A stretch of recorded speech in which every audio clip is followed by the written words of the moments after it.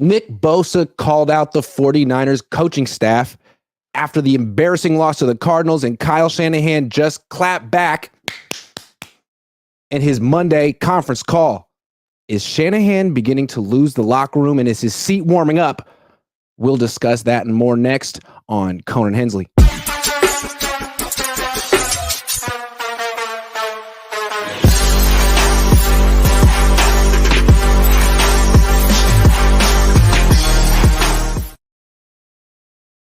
Good morning, everyone. Grant Cohn, Ryan G. Hensley. This is Cohn and Hensley. We are reacting instantly to Kyle Shanahan's conference call this morning. Not a lot of news with injuries because they haven't had the MRIs yet or whatever. It's early in the morning. But he did answer about what Bosa said. So, Ryan, first of all, how are you? You look terrific. Terrific lighting. I'm okay, man. It's been a long weekend and a crazy night. Yesterday sucked. But I'm doing good, and I think that's what matters most. I think that is absolutely what matters most. So here's the thing. Nick Bosa, you heard it. He comes out yesterday and blames turnovers, lack of defensive adjustments, and not playing complementary football on offense for the loss. Thank you very much, Nick Bosa, the only one who would actually go to like big picture common denominator stuff. Mm-hmm. So Kyle Shanahan's turn to respond today. First thing he's asked about is the final turnover. It's kind of controversial. We've seen the clips. The Cardinals blitz. Jordan Mason blocks one guy, but someone comes right. I was going to say squirts right past him. I'm really trying to find better verbs right now. He blocks one guy gets past him. And a lot of people thought Jordan Mason blocked the wrong guy. Maybe he did. Maybe he didn't. Kyle Shanahan asked about it today and said that no, two defenders blitzed the running back. In that case, he didn't say the quarterback. He uses the word we instead of quarterback. He said in that case, we're hot and we have to get rid of the ball faster. Code, that's the last turnover was on Brock Purdy. It was Brock Purdy's fault. What do you think of Kyle Shanahan blaming Purdy in code for that final turnover? Well, Brock blamed himself for that as well. Yeah. And I think a lot of people need to realize, like, when we critique this team, the quarterback, the coach, I don't know if the coach does it, but the quarterback definitely does it. All coaches throughout the NFL and every professional sport, NBA, MLB, they go back and they watch the film and they critique themselves. So whenever we critique guys, better believe they're doing the same thing to themselves. I know a lot of fans don't say that about they're doing it too, right? And Brock Purdy, to his credit, is always accountable. Brock Purdy was asked about these two interceptions that he got. He said the first one, he double pumped. He pulled the Jimmy Garoppolo. Be nice if we could bring back that impression at some point. He double pumped, should have hit George Kittle on that first one. On the other one, he didn't read the hawk correctly. He said he was staring down Brandon Ayuk. George Kittle was wide open, and he's got to read that better. So they were both on Brock as the quarterback. That's just the reality here. And, Kyle's probably not wrong for doing that. He's wrong in other areas, but on those particular plays, he's probably correct. I agree with his assessment, but what's the most interesting thing about it to me is that this is a team at 2-3 that you could disagree. I perceive it as starting to point fingers, even though it's a little early. And Bosa kind of started it last night.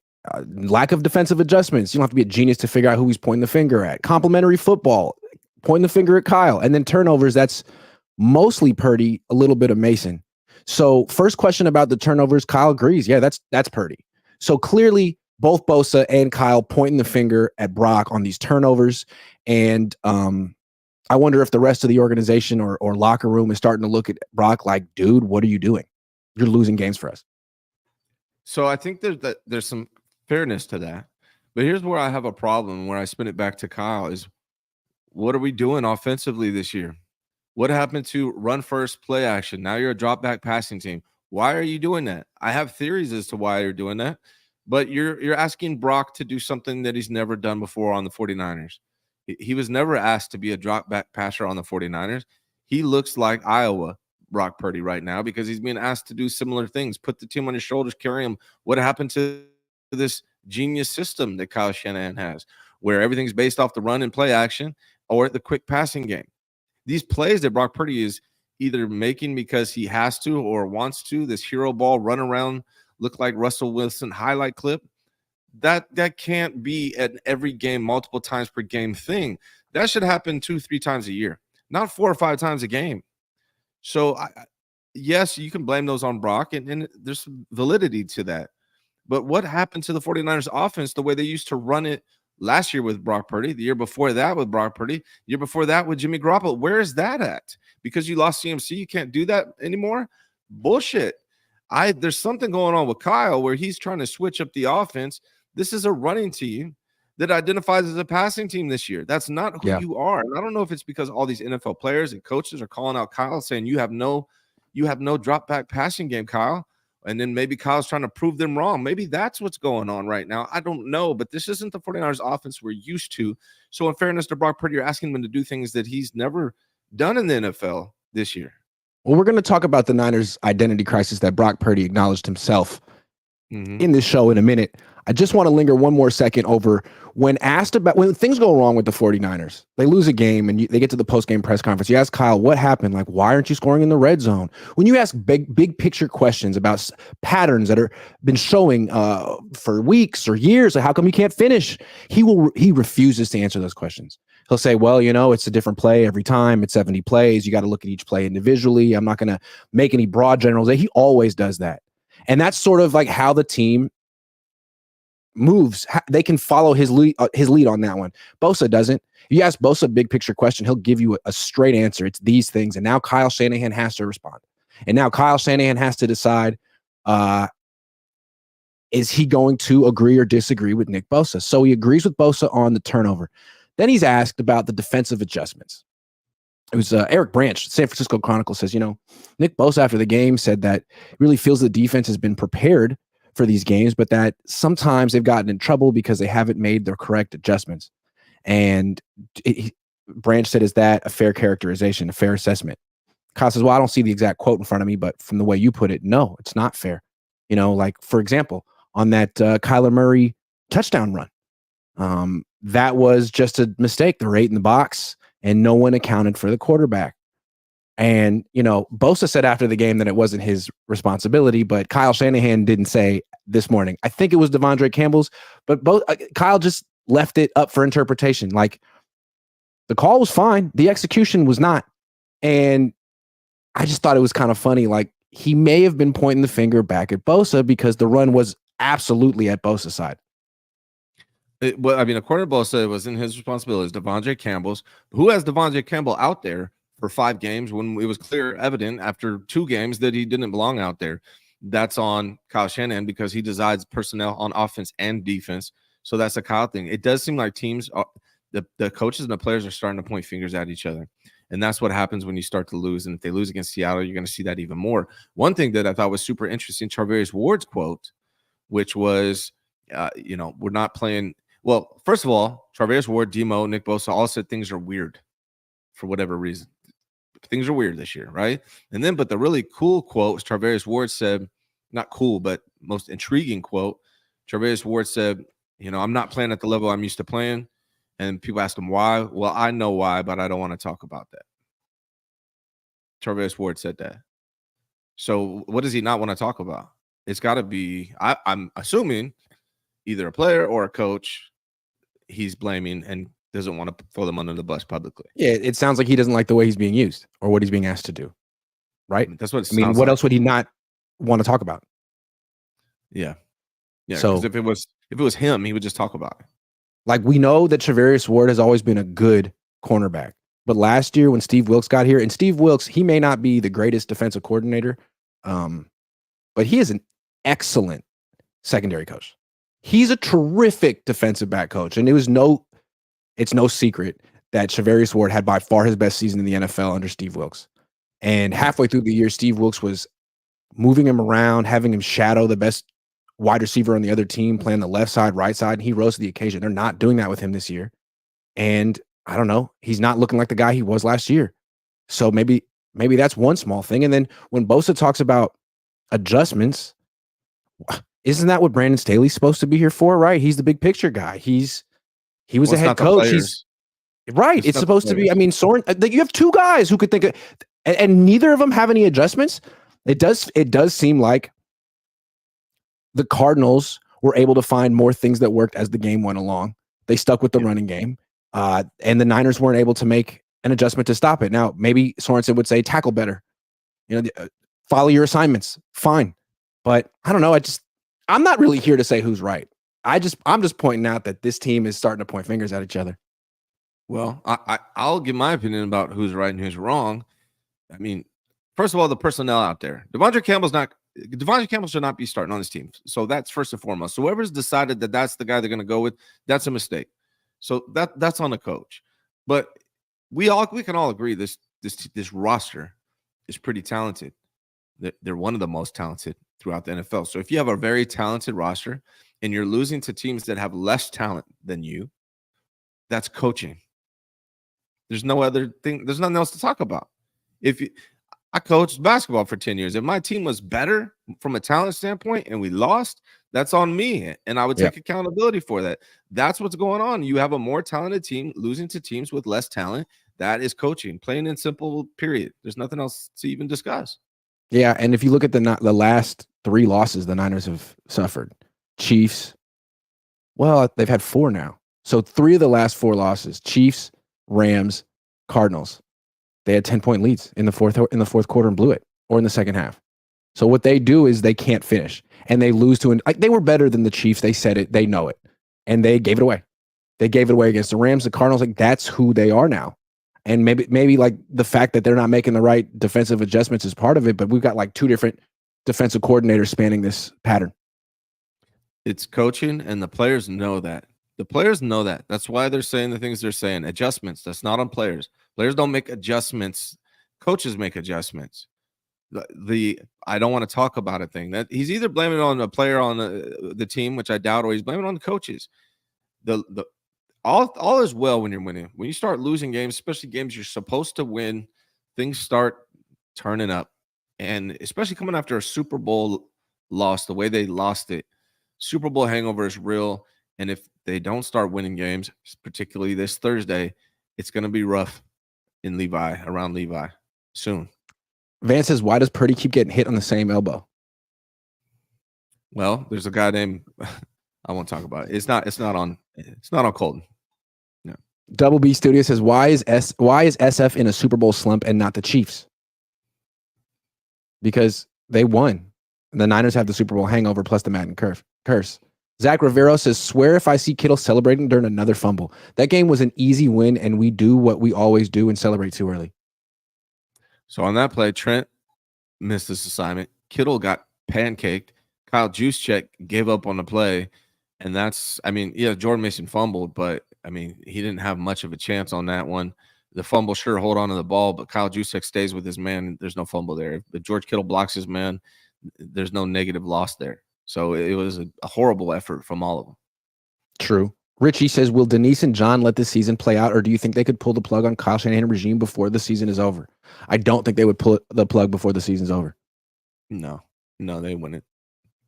Josh Wyatt says, Liners look old, overpaid, and self-interested. How many times do we see a defender make a tackle 5 yards downfield and raise his hand for credit? Christian Rocha says, heard Juszczyk was at them Diddy parties. That's slanderous. Josh Wyatt says, Bosa is basically saying, I'm great. Team success is complicated, which is what you hear from every 49er except Brock, who always takes accountability, but he's the one who hasn't been paid yet. That's true. Yeah. That's true. Thomas Delacruz says, Bosa bit on fake like the Super Bowl when Mahomes ran it. Kyle Shanahan kind of implied that. Or he let people think that. He let Thomas think that. Bosa saying it wasn't his responsibility. Would he lie about it? I don't know. Maybe. But it seems to me. I tend to think he's right. But yeah. Kyle Shanahan didn't clarify that. Bosa did. Nadro 49er says, something's got to give this Thursday. One team will finally get a win against an NFC team and get the division lead. NFC West has been sad. We're going to talk about that game coming up. Mr. Blue Magic 23 says, players got to make plays. Tang is a code word. Okay. Last thing that Nick Bosa said, and this was a shot at Kyle Shanahan and the offense and Brock Purdy and all of it. He said, not playing complimentary football anymore. That when they were winning games for a long time, the formula here was to play complimentary football, which to me, I interpret that as defense first and an offense that complements the defense, runs the ball. uses up the clock, doesn't turn the ball over. The defense is winning games while the offense is aiding the defense in winning the games. It is not beating itself. And now you got an offense that's committing lots of turnovers and throwing lots of passes. So when he came out after the game and said, we got to get back to complimentary football, that to me was like I interpret it as a polite way of Bosa saying, why the hell is Kyle Shanahan calling so many passes when we're up big in the second half? Like a nice, instead of saying, why is this guy doing this dumb thing? He says, we need to get back to complimentary football. That's how I interpret it. Kyle was asked about it today, and he said, well, complimentary football just means when all three phases of your team are playing well at the same time, as opposed to intermittently. What do you think complimentary football means? What I think Nick Bosa means from complimentary football is basically what you said, like the 49ers and what we talked about earlier. The identity is not there. This is not the same offense that it's been the entire time under Kyle Shanahan, which is crazy because it's the 8th year for Kyle Shanahan. Brock Purdy's his 3rd year. They're not running the ball like they have it. 35 passes, 22 runs in a game where you were winning most of the time. Why are you passing the ball 35 times when you're already up against a team that gives up 246 yards per game with Jordan Mason, who's a second leading rusher in the NFL? That's why I always go back to what I've been saying the last day and what we talked about on our podcast. Make sure you guys follow the Best 49ers podcast, by the way. 5 days a week, content you don't get anywhere else, Grant and myself. But that's why I talked about it. I just feel like there's something going on with Kyle, and I don't know what the motivation is. I don't know the reasoning behind it. But all of a sudden, he wants to be this drop-back passing team when you haven't designed your offensive line that way. You didn't draft that way. And it's not built that way. And Brock Purdy's never played that way with the 49ers. That's not how he had his success. So what is the explanation? Why are you doing it? It doesn't make sense. And I think players like Nick Bosa are questioning it and wondering the same thing. Let me give you some numbers. So Brock Purdy was 35 of 19, 35 pass attempts, plus 2 sacks. That's 37 dropbacks, plus 4 scrambles, right? So that's 41 dropbacks for Brock Purdy in this game. And there were 22 handoffs. What is that ratio? What team is that? Why would you do that at any time as the Niners, and why would you do it when you're winning against the Cardinals? Doesn't make any sense. Here's my theory. And I talked about it on the podcast. This is what I think's happening. I really believe this is what's happening. A lot of people have been coming out criticizing Kyle Shanahan's drop back passing game. I mean, I have the names written down somewhere, but a lot of players, a lot of coaches, at least 7 that I wrote down, including Tom Brady himself. I believe Tom Walsh mentioned it on your show. I know Patrick Peterson mentioned it on KNBR. There's been a bunch of people that have talked. JT O'Sullivan has been saying it for a couple years now, where everyone's calling out Kyle Shanahan's drop back passing game and saying it is not good. I feel like Kyle's like, oh yeah, watch this. And we're watching and it's not working. I feel like that's what's going on here. I got another theory. Okay. He has gotten the Yorks to pay so much money for these receivers. Ayuk, Debo, Kittle, even Jennings. That guy's making $7.5 million a year. For him to make the offense the Jordan Mason show, and he gets 25 carries and five targets a game, and everyone else has to. It's like, it's the right thing to do. It's their identity. It's what they should do. But it's kind of hard to spend all that money and get the owners to on board with that and say, you know what, actually, like we're going to go back to 3 targets a game for Ayuk. Like, there's just a lot of pressure to use the weapons you're paying for. And frankly, you're not paying for Mason. Which is insane, because these strategies should be to win the game. Yep. This is why you shouldn't be involved in, if that's what's going on. You shouldn't be involved in the contract. Let the GM handle that. And you take. Well, look, I don't want to be like an irresponsible guy, like just spouting conspiracy theories. But how else do you explain a running back averaging 6.4 yards per carry, only getting 14 carries when you're up 13 in the second half? Like, how does that make sense? Maybe it's a combination of these things, or maybe Kyle just thinks this is the best way. I don't understand. One thing I'll say, the Cardinals did stack the hell out of the box early, and but it's never stopped them in the past. It's always been that way, where they stack the box and they run it anyways. That's always been the case with the 49ers. But now it's just like outthinking himself. I mean, the Cardinals gave up 142, 146 yards per game so far. They're a horrible defense, 30th overall, horrible against the run. So why are you letting them dictate the game to you? I don't know why he's doing what he's doing. It doesn't make sense to me at all. We can only speculate because that's the only thing that there's left for us. Like, and again, like me and you have been questioning Kyle for a while and saying some of his decisions don't make sense. But really, what mattered is that his players seem to be all in with him as recently as last season. But now it feels like important players, highly paid players on the team are having the same questions that we are. And that's not good news for the team or for him. Dazza says Mason had 14 carries, was averaging 6.4 yards per carry, and we were up 23-10. WTF? Yeah, I just copied your point. Thank you very much. Belichick 2025 says Purdy is literally built for PA boot. Kyle used to move the pocket. What happened? That's our next topic. Cruising Chris, new member. Thank you very much. Okay, so after the game, Brock Purdy talked about the team needing to find its identity. Fred Warner also talked about it. And Kittle, let's go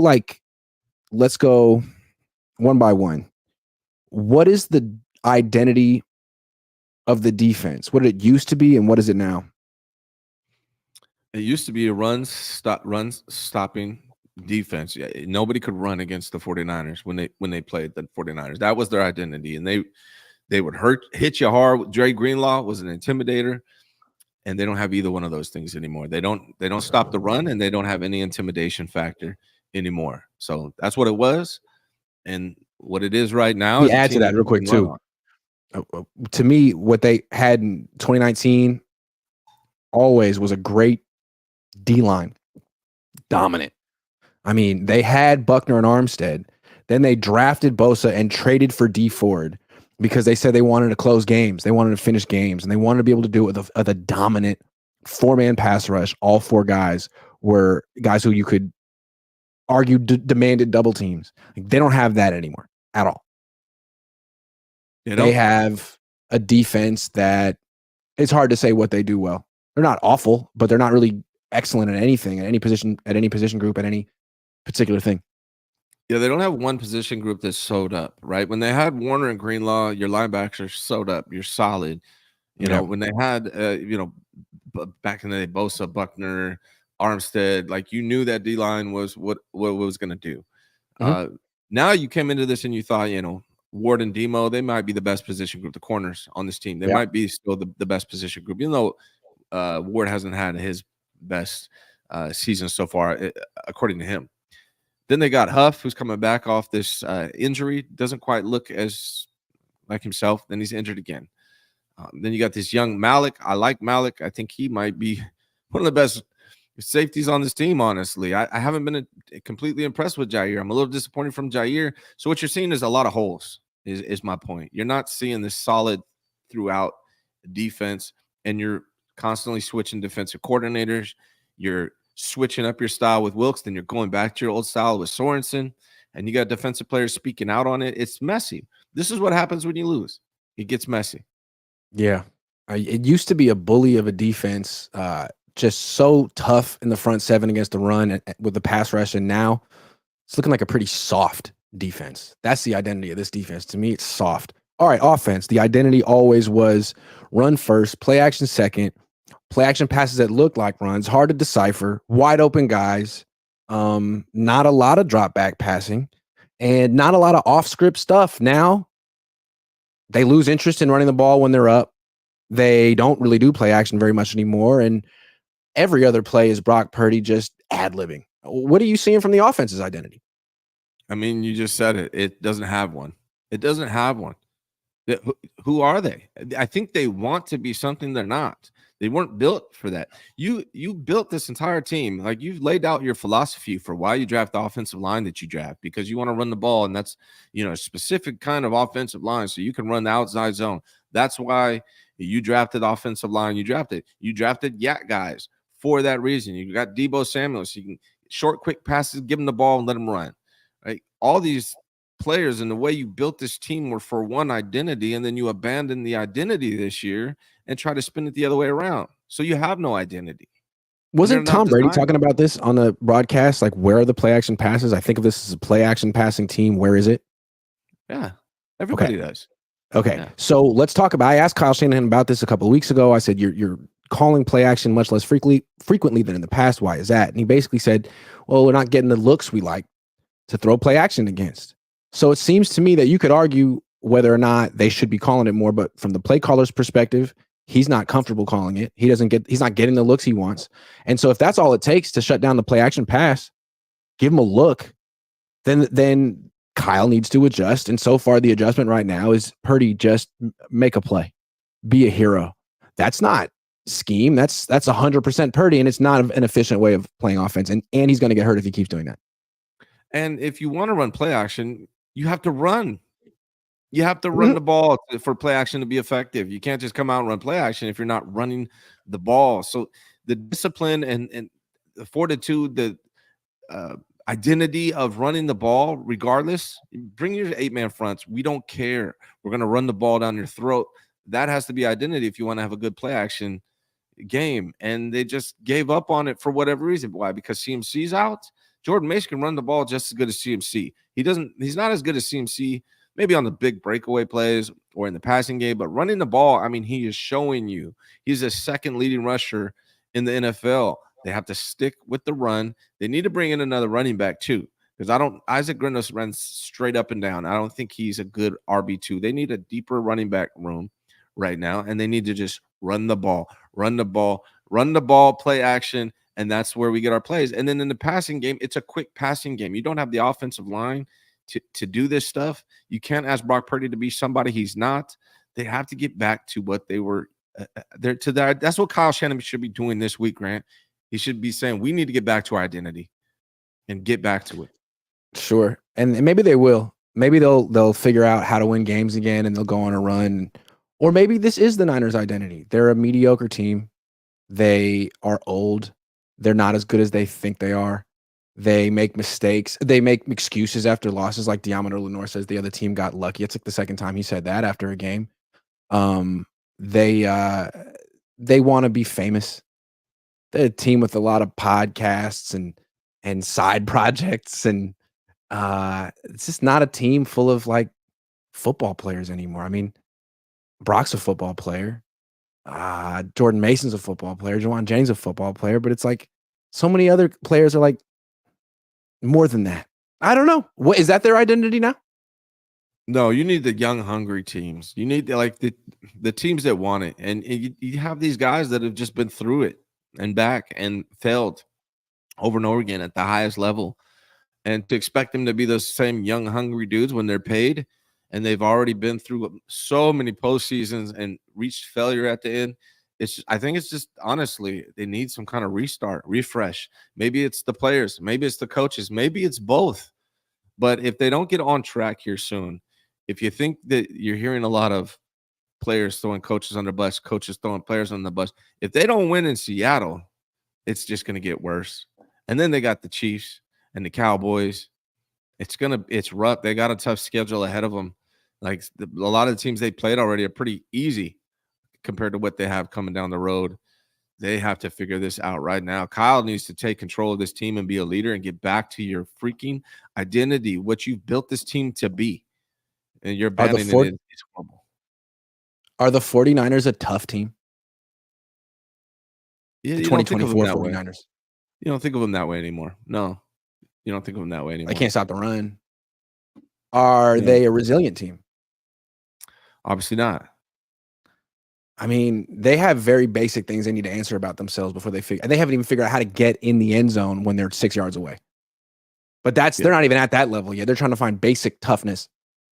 And I'm trying to make some sleeper picks right now. It's sleeper mania time. Hold on. Let's sleep. Okay. We got a game tonight. Patrick Mahomes. Give me Kamara right there. You want Kamara? Look, a half a touchdown? One touchdown? Is it, anytime. Yeah. What is the problem here? Yeah. Let's get the more on that one. Yeah. Sure.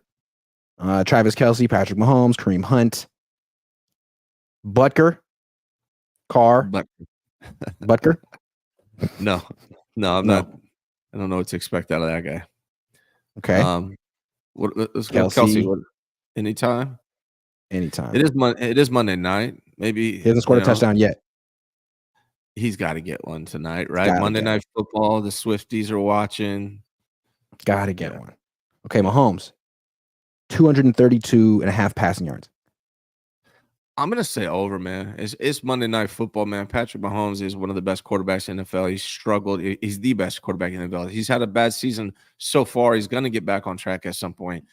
I'm gonna say more. Derek Carr, 213.5 passing yards. He's been playing pretty good, man. What's his interceptions though? Does he have an interception statistic we can look at? Let's get that one. Yes. I feel it coming on tonight, man. 1. 4 in a row. Okay, that sounds good to me. Yeah. Anyone else interesting to you? Those are pretty good ones. Let's go with those 4, and we'll max it and put 50 on it just for fun. Submit the entry. Boom. And if you want to play, download Sleeper app and use promo code Cohn to get entered to win 2 tickets to the Niners Week 8 Sunday night game against the Dallas Cowboys. That's October 27th. That's 20 days away. You want tickets to that game? You want to make plans? You want to buy your plane tickets, hotel, whatever you need to do? Download the Sleeper app. Use promo code Cohn. I'll announce the winner in a couple of weeks. Okay. Let me take that thing off the thing. All right. I got more to talk about. Brock Purdy. Let's talk about his value. He's eligible for an extension next year, and sometimes it looks like he's worth $60 million a year, and sometimes it doesn't.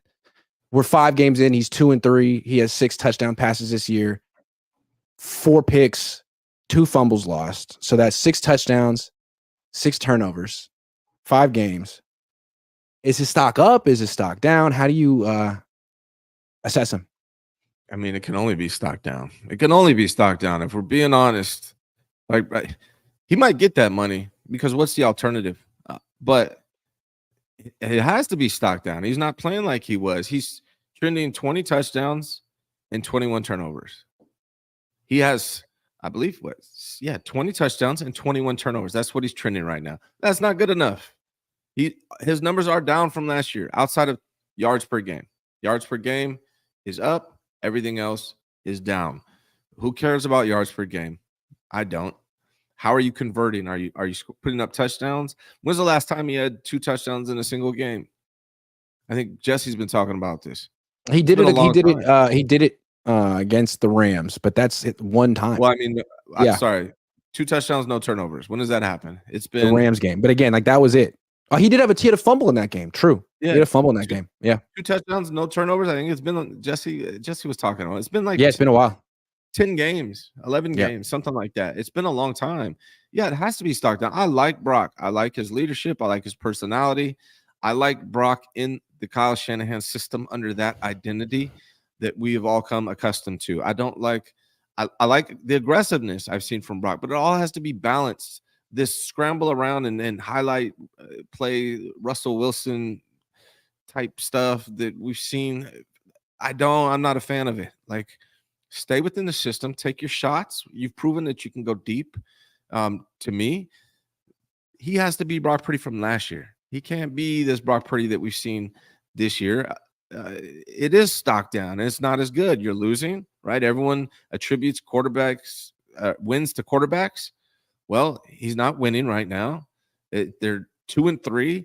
He's turning the ball over as much as he's scoring touchdowns. It has to be stock down. Now, can you turn it around? Sure. And he has a good opportunity Thursday against Mike McDonald, who brought it to Kyle Shanahan and Brock Purdy when he was the Ravens defensive coordinator last year, and Brock Purdy threw 4 interceptions. If he can overcome that, that's a big boost for Kyle Shanahan and Brock Purdy this Thursday. So he can still turn it around. It's only week 6, but as of right now, absolutely, stock has to be down. All right, let me give you some stats for Brock Purdy. His completion percentage is 65.6. Last year was 69.4. His touchdown percentage is 3.8. Last year was 7. His interception percentage is 2.5. That's right on his career average. His yards per pass attempt, 8.8. Last year it was 9.6. His quarterback rating is 95. Last year it was 113. So across the board, his numbers are down. And I think it's interesting. Like the same thing happened to Jimmy. Okay. Jimmy went to the Super Bowl in 2019. His numbers were good. He completed 69% of his throws, 27 touchdowns, 13 picks, quarterback rating 102. He was statistically a good quarterback that year. Then he lost. Then he comes back the next year, plays 6 games, goes 3-3, quarterback rating of 67, completion percentage of 67, 7 touchdown passes, 5 picks, quarterback rating of 92. That's almost exactly like Brock Purdy's line right now. 3-3, Brock's 2-3. I mean, it's very similar, and I think it's troubling that we already saw one quarterback go to a Super Bowl, lose, and never really recover in this system, get kind of exposed and figured out and didn't adjust. And right now it seems like the same thing's happening to Brock, and his adjustment is to scramble around. And it doesn't seem like that's a good adjustment. I love Brock leadership. I love his mobility, but I mean, this is just not good enough to commit to for multiple years at $60 million right now, the way he's playing. Now, can he adjust and get better? Sure. It's entirely possible. And he might just do that because right now his trending 20 touchdowns is far below the mean for Brock Purdy. I don't know if this is like a revelation of this is who Brock Purdy is, or if it's just the struggle with Kyle Shanahan and his loss of identity in these first 5 games. That's TBD, yet to be determined, but it's not good. As of right now, after week 5, losing the Cardinals, his stock is down, and I'm not comfortable paying him $60 million. If he bounces back and gets to the Brock Purdy from last year, then that's the market rate, and you do what you do. But we got to see that happen.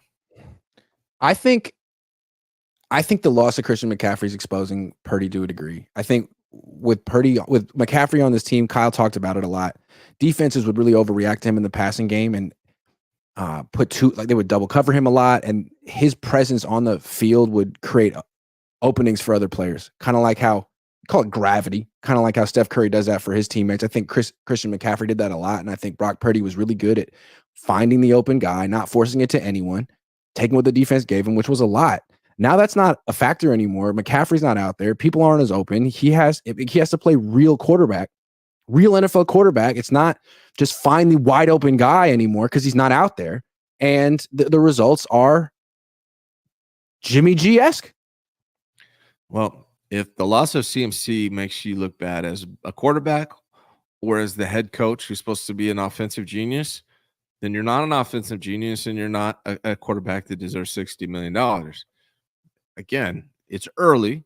He could get back to the way he was, but you can't just base everything around Christian McCaffrey. If that's the case, then it's really not Brock that's doing this. You can bring in anybody off the street if it's just Christian McCaffrey that's making this offensive click, or you can get any head coach if it's just Christian McCaffrey that's making this offensive click. You're an offensive genius. You're getting paid $14 million a year, something like that. Make it happen with Jordan Mason. And Brock, if you want $60 million, look, this is year 3 for Brock. He's had a fantastic story. But if you want $60 million, man, you got to be able to do it with the weapons you have, and you do have weapons. It's not like you don't have anybody out there just because you lost Christian McCaffrey. Your running back is the second leading rusher in the NFL in Jordan Mason. He's shown that he can catch the ball when you throw to him. So throw to him. You have George Kittle, Brandon Ayuk, Deebo Samuel, Trent Williams. That should be enough for both Brock and Kyle Shanahan, and I'm not going to let them get by on this CMC excuse, even if it is. No, it's not an excuse, but it is informative because you take away Christian McCaffrey is the offensive player of the year. He is that good, and you take him off of this offense. I think you realize, like, well, Purdy's never going to be an MVP candidate without the offensive player in the year in the backfield with him. Brandon Ayuk's never going to be an offensive player of the year candidate. Deebo's way on the downside of his career, as is George Kittle. Like, there is absolutely a domino effect to losing Christian McCaffrey. And it's good that the Niners see it now before they keep giving out more money to people who don't need it. Here's the thing. If they don't figure it out this year, they need a refresh. If they don't make the playoffs, Kyle needs to be fired, in my opinion. I've never said fire Kyle yet. But if they don't make the playoffs, they need to fire him because this team is too good for that. And it obviously feels like the team is not bought in anymore if they don't make the playoffs. So that's what I'm saying right now is if Kyle Shanahan doesn't take this team to the playoffs with this roster, he should be done. And they need to maybe franchise tag Brock Purdy and see what he can do with another offensive coordinator before committing to him long-term at $60 million per year. It feels like it's now or never, and this team is going to look a lot different if they don't put it all together right now. Yeah, I mean, it was just last week when he beat the Patriots and everyone was saying, man, he's playing the best football of his career. Now another loss and you're looking back at it, it's like, you know what? He's really not playing the best football of his career. He's playing the worst football of his career. And it's going to be interesting to see if he can pull himself out of it. Christian Rocha says, do you think Kyle's burnt out? Looks way different now. I do think he's a little bit burnt out. Offense looks different. Bill Kennedy says, if Kyle loses 10 more fourth quarter leads, I'll begin to think he can't finish a game. 10. Just 10 it's already more. been 6. Most since 2017. Gager says Cardinals dominating NFC West 2-0 in the division. Dominating. True. Niners 0-2. Mr. Blue Magic says traded away depth. True. Luis Madera says Kyle is not a genius. He's not. He's not. He's clearly not. And the word genius is used way too much. Way too much. There's only really one genius in football of ever, which is probably Bill Walsh. If you're going to call somebody a genius, that's who you call a genius. Outside of that, it's football. Football is a complicated sport. It's not as easy as a lot of people, a lot of people paint this dumb jock picture about football. Football is pretty complicated, but it's football. It's a game. It's not rocket science. He's not a genius. Dazza says Brock needs to throw the ball away. Even Brady called out the 11-second play, which resulted in a sack. Yeah, I mean, Brady would never, ever do that. John Muniz says team is done. There are a bunch of guys who care about cash more than Super Bowl wins and a coach who thinks he is the smartest man in the room. May be the case. Mr. Blue Magic 23 says, and Rob said he's playing better than Patty. Who said that? Stats? No, he didn't. Yeah, did he say that? He did. I just had stats on my show this morning. He says he did. Last week, I flipped out.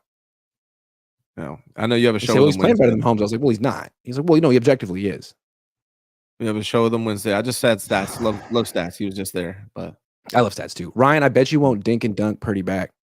Here's what I want. I want balance. I want the ability to go deep, but take the play that's given to you. I want balance. Corey Soto says Brock Purdy looks like Purdy in Iowa. While he had some success there, that Purdy was inevitably benched.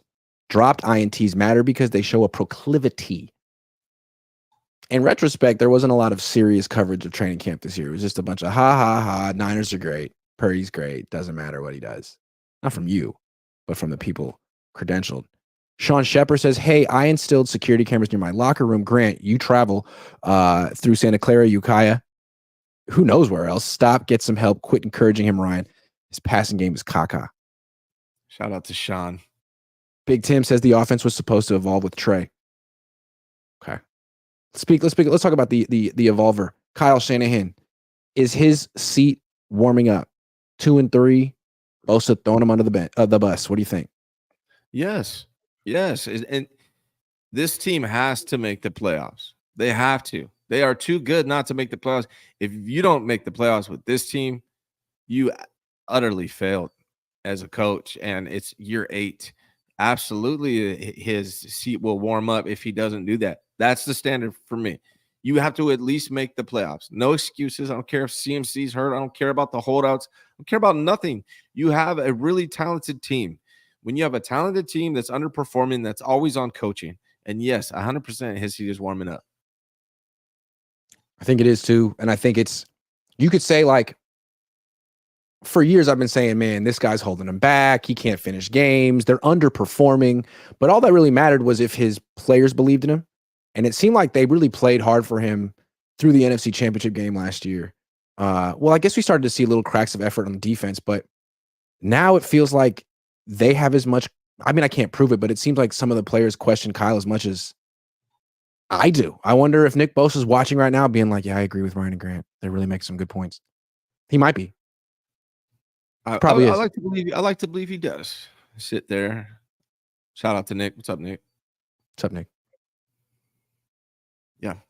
If they miss the playoffs, I don't see how he keeps his job. And if he loses his does this not feel like the last year of Harbaugh? Like, people forget how tiring a coach can be and how quickly he can lose a locker room. Like, Harbaugh did it in 4 years. That team was tired of him, objectively. Now, maybe they could have turned the roster and kept him around, but Kyle's gone twice as long and had 2 Super Bowl tragedies. And why would we be surprised if the team is finally like, you know what, dude?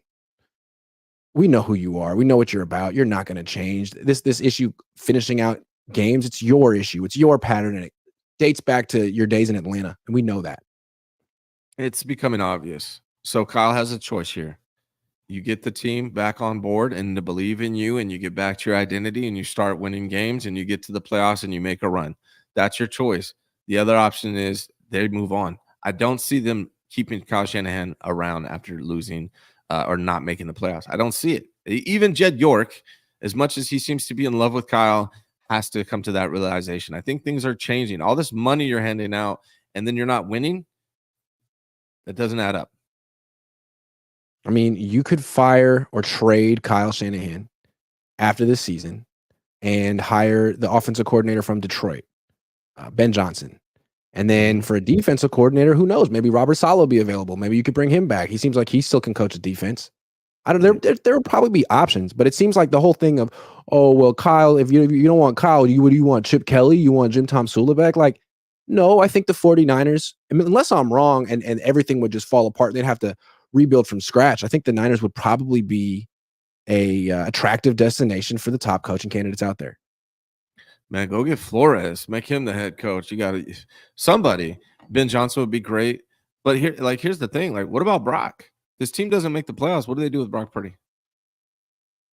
Do they pay him $60 million when they didn't even make the playoffs? They can't do that. They shouldn't do that. No, what you would do, what I would do is offer him like $30 million a year. And then when he inevitably says no, say like, okay, well, you can play out your contract then. We'll see how you do next year. And then they can let him go or they can franchise tag him. But there's no way I would give him a 4-year extension now. He's looking way too Jimmy Garoppolo-esque. I mean, again, like if you have to put the offense on his shoulders, it seems like he makes too many mistakes, which is what we see in training camp. I think Kyle needs to come to Jesus moment here and just really look at himself, humble himself, and talk to his team and get everybody bought back in and start winning some games by playing within your identity, because this is not good. The way everything is going is bad. It's not a good look. They got to fix it now. They got to teams that have elite quarterbacks. Do you think they have guys like highly paid defensive players coming out saying we got to get back to complementary football if they have elite quarterbacks that they believe in? Or elite offenses? No. They would say we need to get back to doing what we do, but like what the Niners do is hand off. And if that's your identity and that's what Nick Bosa wants to do, and he's lost confidence in Brock Purdy being able to transcend that, then he's not a franchise quarterback. Yeah. I mean, it's got to be frustrating to see Brock running around in circles all game long and lose. I mean, we have to be honest here. I've been pretty honest about Brock, like whether I'm right or wrong, and I'll tell you. And of course, I keep saying this. This could all turn around, but Brock had an opportunity to beat the Rams. He didn't. He had an opportunity to beat the Cardinals. He didn't. Mm-hmm. That's 2 out of your 3 losses. Mm-hmm. Brock could have won, and he didn't. And we're not even asking him to like bring the team from behind. It's like hold on to a 10-point lead. Forget the fact that you have 1 fourth quarter comeback in the regular season and 26 starts in your career. Just one. Like Jimmy had 6 in that time span. Forget that. You had a couple in the playoffs. Great. Just hold on to a lead, man. Can't do it. And it's on Kyle too. I'm not going to put all this on Brock. I mean, this offense does not look like itself. So it's on both of them. But I'm not committing to either of them past this year if they don't turn the ship around and get into the playoffs, at least with this roster and this money. Yeah, I got a question for you. Are they a package deal? If you want to move Kyle, would you keep Brock? Or are they joined at the hip? No, they're not joined at the hip to me. I would like to see what does Brock look like with another offensive coordinator, but I'm not committing to him until I see that. So if I move on from Kyle, I move on, but I need another year. Let me see what Brock looks like in a different offense without Kyle before I pay him $60 million a year for multiple years. I like that. John Muniz says, have you seen play action that's gone missing? Haven't seen it. Haven't. B. White says, we are 0-3 when a wideout goes over 100 yards. It's not their identity. Trey Niner says, this team has to be the biggest failure in the NFL history. The talent on this team far exceeds any others, and they couldn't get it done. Coaching staff. It's that simple. That simple. It's Quan says, JP was open on pass downs, just overlooked a lot. That's on Purdy. He's passing up dinks. He's passing up dink and dunks. Like, it's balance. I never wanted to just every single play throw the ball downfield. I just want a quarterback that has that ability. Brock showed me he has that ability, but that doesn't mean do it all day, every day, man. Just take what's given to you. Easy Tino says in leadership, you don't have 8 years to lead young people without success. They will not listen and buy in if there's no championship. Correct. Razaki says Brian Flores, Bobby Slowick, Ben Johnson, time to move on. Kyle shouldn't be untouchable because they made a bad hire with Chip Kelly 10 years ago. Is the Niner way now just to be relevant? Pathetic. Well put. Yeah. Khalil Kemp says, hey, Grant, pretty sure this has been asked already, but it can't be asked enough. How do you think this team will avoid accountability this time and make it all about you, softest team in the league? I noticed that when they lose a game, they don't do stuff like that. But they'll win one. They beat the Patriots, and then Deebo Samuel goes on his podcast and said that people made too much of the red shorts incident. And Kyle Juszczyk goes on Twitter and takes a shot at a beat writer. It's like, you won one game and you're feeling yourself like that. So yeah, and the next time they win a game, expect another victory lap for the. Going back to how they acted after beating the Patriots is so cringy to me. Fred Warner coming off the field. We're back, baby. We did it again. We're back. Dub City. Like, dude, you are 2-2. What are you talking about? You beat the Patriots, man. What? Too good for that. Too good for that. It starts at the top, man. This leadership. I like Fred Warner. He's a very talented player, one of the best linebackers in the NFL. But that was dumb. Diamond Lenore, I love him. He's awesome. He's one of the players I would build around on this team. He's a player that I would extend and keep here because I like Demo. But his like after the game, it's luck. They got lucky. That shit has to go out the window, and it starts at the top. Like, you guys, it starts at the top. Coach has to set those expectations, man. Yeah, man. You hear a head coach avoid responsibility for 8 years, and you're a good player on the team. You think that's what you're supposed to do? Pass it on down. Yeah. Khalil Kemp, thank you very much. Rob Schneider says, I was drunk and woke up to a Niners loss. What happened? Fill me in. What happened and why we lost? Why was it Kyle, the offense, the defense? I think he's trolling us. It was definitely. Did you see the game 2 weeks ago against the Rams? It was like that at home against the Cardinals. Mr. Blue Magic says Kyle's culture took a tang when Moody got hurt. You got to fill me on the tank thing. I'm trying to figure out what that means. I still haven't. I don't know. I'm lost. I decided last night that Kyle Juszczyk isn't productive enough to have a cool nickname. Like O.J. Simpson rushed for 2,000 yards in a season. He was juice. Like, Juszczyk doesn't add actual juice to the offense, and he's tang. He's from concentrate. It's $1.50 for a gallon for that stuff, and it shouldn't be in your house. Shouldn't be in your refrigerator. You could move it all around the refrigerator. You could put it in different spots. It's still tang. It's made for camping, not for everyday use. Thank you very much. For camping, it's kind of a fun little novelty. Yeah. But you got to shake it up. Otherwise, it just separates. Mr. Blue Magic 23 says, Trey got hurt. Back to Niner football. Tang. Abu Marco 23 says, did you see Kittle having another Hey George moment? This game during the Mason fumble, a small example of how this team has lost its edge. That is absolutely true. So on the Mason fumble, first of all, Juszczyk gets blown up, and his guy eventually strips the ball from Mason. But Kittle gets thrown on his back, and then he pops up mid-play as if it's over and just stands up staring into space. And Mason fumbles the ball, and it's rolling around by Kittle's feet, and he has no idea. Did it again. He got popped on that one, man. He might have not been very aware of what was going on in that moment. Fair. He got blown up. Fair.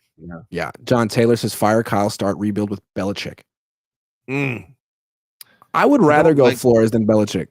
Please go someone young and upcoming. I'm Belichick. I would go offense though. Yeah, I like offense because you don't have to switch coordinators every. I like Flores. You always have to switch coordinators, but you don't want to switch coordinators every year. That's hard. Yeah. Belichick 2025 says Belichick infamous for not paying players must work.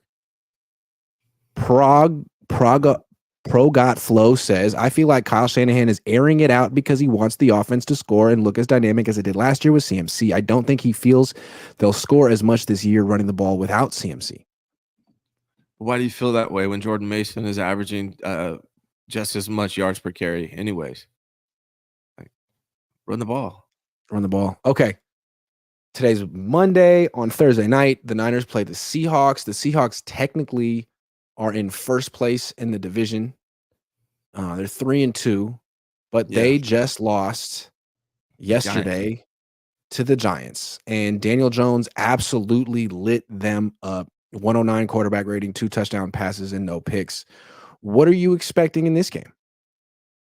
I don't know what to expect, honestly. The Seahawks do seem fraudulent to some degree. I don't really believe in them like their record may say, but so do the Niners. The Niners seem fraudulent at this point. Yeah.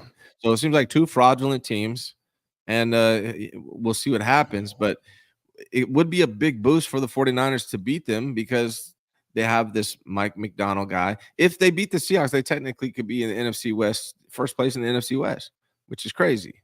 I believe that's the case. Correct me if I'm wrong. But Yeah. Here's the thing. Mike McDonald, as the Ravens defensive coordinator, lit Kyle Shanahan and Brock Purdy up. Brock Purdy threw 4 interceptions. So I don't know if the Giants have a formula for Mike McDonald that the 49ers don't. We're going to find out Thursday. But last year when they went against him, that was Brock Purdy's worst game. So this would be a big boost. If they come out, Kyle Shanahan beats Mike McDonald and the Seahawks. Brock Purdy looks good against those guys, and they're in first place in NFC West, and they're rolling again. That's entirely possible. NFC West in general right now looks like crap. So we'll see. This feels like an extremely winnable game, even though it's on a short week on the road in Seattle. Like, I'm looking at Seattle. They beat Denver week 1. They had a rookie quarterback making his career debut. They beat the Patriots week 2 in overtime. They beat the Dolphins week 3. I mean, that's like having a bye week. They lost to the Lions by a lot, and they lost to the Giants by 2 scores. So I don't know that this team is good. I'm also looking at them like they have bizarre numbers. They lead the league in pass attempts, and they're 32nd in rushing attempts. The Seahawks. Yeah. I don't know who this team is, but that seems like the wrong way to go about it. I mean, Geno Smith's a good quarterback, but he's not that good. He's got the same issue that Brock has. He's not scoring in the red zone. Well, this is a brand new thing. It's very hard to predict because the Seahawks have a new head coach. They have a new offensive coordinator. The Niners have never faced this duo of coordinator, defense, offense before. We don't know what it's going to look like. Niners may be built to destroy this team, but they need to. I can tell you they need to, because if they don't, shit is going to hit the fan. Excuse my language.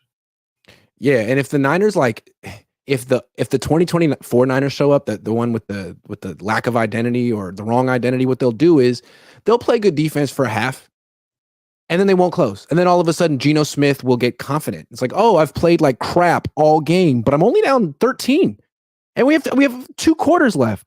And all of a sudden, the defense will start to wilt or get tired or start giving up the run. And then on offense, they're facing a coordinator who is new age. He brings pressure. He simulates pressure. He stresses the Niners out.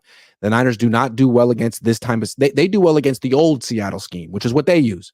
The new Seattle scheme is these pressure things that like Minnesota's using and Arizona's using, and the Niners have struggled. So if they lose, it'll probably be the defense collapsing late and the Niners offense generally not doing well, and Brock Purdy turned the ball over. Look, the Seattle Seahawks may not be as good defensively as the Ravens were, and they had that personnel that Mike McDonald, or the Ravens, that Mike McDonald was, orchestrating last year. But they're better than the Cardinals defense. Mm-hmm. And then the 49ers put up, 16 points against the offense? Mm-hmm. Against the Cardinals defense. The 30th ranked defense in the NFL, the Niners offense scored 16 points. That's not a good sign. And they're not going to have Jake Moody. They're going to have some kicker off the street who may or may not make his kicks. Who knows? It's not a good sign. And the Seahawks are a better defense than the Cardinals. They are a better defense than the Rams. Yep. And the 49ers lost to both of those teams. So who knows what's going to happen? But it's going to be very pivotal in this season. And then they got the Chiefs after that. And then Cowboys. Yeah, and the Niners beat themselves. They find ways. If the game is somewhat close and they're up, they'll do the other team a favor. Let's pass. Let's let them hang around. Why would we just kill the clock, kick a field goal, win the game? No, they don't want to do that. So the question is, it doesn't even matter who they're playing anymore. They're not that good. They're not bullies. No one's scared of them. They're not going into any team and doing what Washington does, where they win 40-10 or something. That's what the Niners used to do. They're just a team that is in tight games no matter who they play until late. And if the other team has a talented quarterback, The Niners could lose. Now, fortunately, I just don't think Geno's quite got it, but maybe I'm wrong. I don't know. Geno's looks better than Brock this year from a statistical standpoint. I mean, that's just the truth. People are going to be mad that I said that. But right now, week 5, he looks better than Brock statistically. He's not – I'm not a Geno believer, but I'm just saying their defense is better than the Rams. Their defense is better than the Cardinals. Geno's playing better than Brock Purdy. That's just the truth. They got a better record than the 49ers. They're in first place in the NFC West. So until the 49ers can go in there and beat Seattle in Seattle this Thursday, that's the truth. They got to prove it. I'm tired of this assumptions shit that we do with the 49ers. The assumptions are out the window. Go show me. Prove it on the field. Win the game. Don't blame it on luck if you lose. Go out and win the game. That's right. John Muniz says, do you feel like Kyle is trying to prove Brock's worth by making him a drop back quarterback, no play action, no run game, no nothing? I have a thought hard crossed time. my mind. I know you brought it up. I have a hard time believing that he would sacrifice an entire season to do that. I honestly think it's more like Kyle's a big ego, and people have been telling me he has no drop back passing game, and I think he wants to prove people wrong. I think that's my opinion of what I think is going on. Also, it's possible that Kyle isn't this isn't a choice by Kyle, that Kyle has just gotten figured out. That defenses have watched him here for 8 years, and they're like, oh, okay, if I do X, Y, Z, he won't do play action. And they're right. Like, it's possible that Kyle needs to adjust, and that he's not like, I'm just going to use a little extra paprika. No. Like, you're getting blocked. You are getting. They are preventing you from doing what you want to do, and you're trying to adjust. And your adjustment is go to a different section of the playbook and just do drop back passing. No. You got to find a way to do play action. You have to. Otherwise, you're gonna lose your job. You're not a drop back passing guy. You're not Bill Walsh. You haven't looked at his installation tapes. You are a product of your dad, who was a play action coach as well. Are you the hammer or the nail? Be the hammer. You're being the nail. Are we witnessing the end of the Kyle era? If they lose on Thursday, possibly. But it feels like Harbaugh's last year, yeah. Ethan M says, truly believe Kyle holds Purdy back. As more coaches leave over the years, it's clear to see how basic Kyle is. Purdy is the future of this team. Maybe. Pro got flow says, yes, they are gaining yards running, but they aren't scoring in the red zone without CMC. So I think he's trying to score by airing it out. Well, that's not working either. Stephen Pryor says, trade idea, Kyle Juszczyk back to the Ravens for a 6-quart container of Tang. What would you do? I like the Tang in that case. Tang's pretty good. Joseph for real says, to be complimentary is to act on opportunity, emphasis on unity, because the team isn't unified. Shanahan's culture is flawed. He needs to realize his anxiety with rookies is stemming into his whole game. Appreciate you.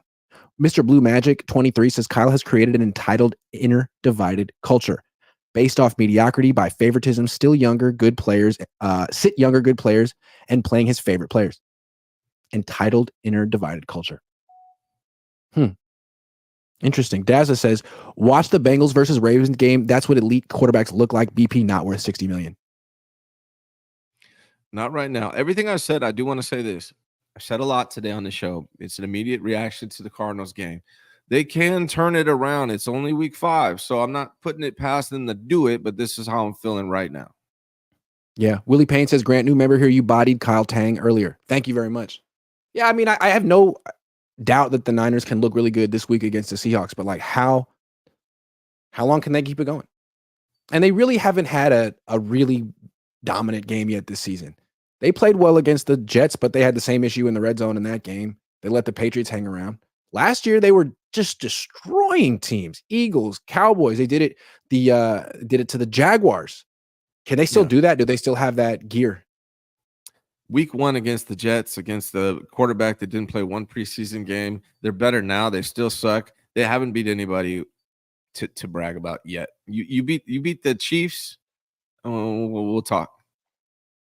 B. White says, every other year, our first 5 games stank. Well, the schedule's about to get a whole lot harder. We'll see what happens. They have practice tomorrow. It's a walkthrough, but there'll be media availability. Kyle will talk. I assume Purdy will talk. And then nothing Wednesday, travel day, game Thursday. So a quick week and a little mini bye coming up next weekend. It'll be fun to have Sunday off to just Relax. watch football like an average American. Mm-hmm. Good times. Thanks for watching, everyone. Thank you very much, Ryan.